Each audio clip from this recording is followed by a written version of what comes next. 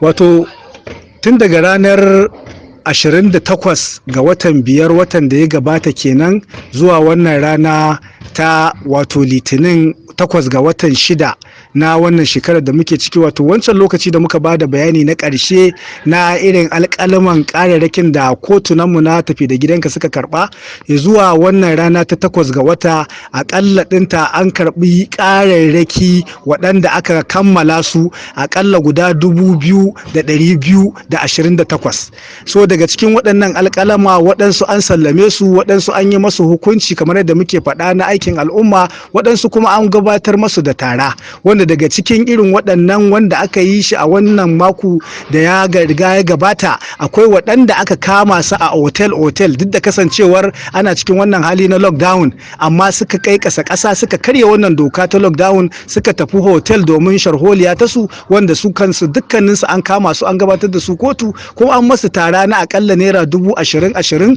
ko kuma wato aikin gabatar da shara na tsawon wato waɗansu satuttuka, wanda daga cikin wannan kuma muka yi la'akari da yawan ƙararrakin da aka karɓa ko kuma yawan ƙararrakin da ake kamawa ko kuma yawan waɗanda suka fi taka rawa wajen karya wannan doka, sai aka gano cewar waɗanda suke amfani da baburan a daidaita sahu ne, wanda ake cewa wato keke nafe, wato babura masu kafa uku, wanda su ne suka fi ainihin sauran al'umma yawan ainihin wato karya wannan doka ta lockdown, kuma ana gabatar masu da tara ta ɗauri na tara, waɗansu kuma ana masu horo na wato ainihin aikin al'umma. To duk da haka kuma sai aka ga a kullun ƙaruwa yake yi wannan hukuncin, saboda haka a sakamakon haka yanzu an riga an yanke hukuncin cewar daga wannan lokaci wannan rana da nake wannan magana ta litinin, duk wanda aka riga aka kama ya karya dokar wato lockdown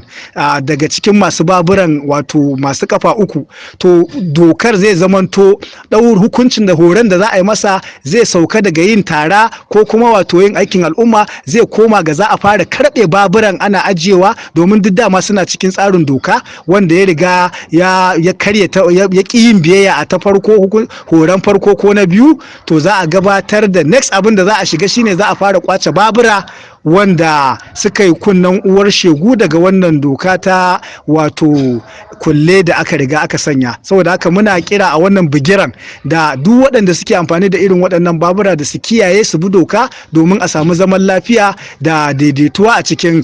cikin al'umma.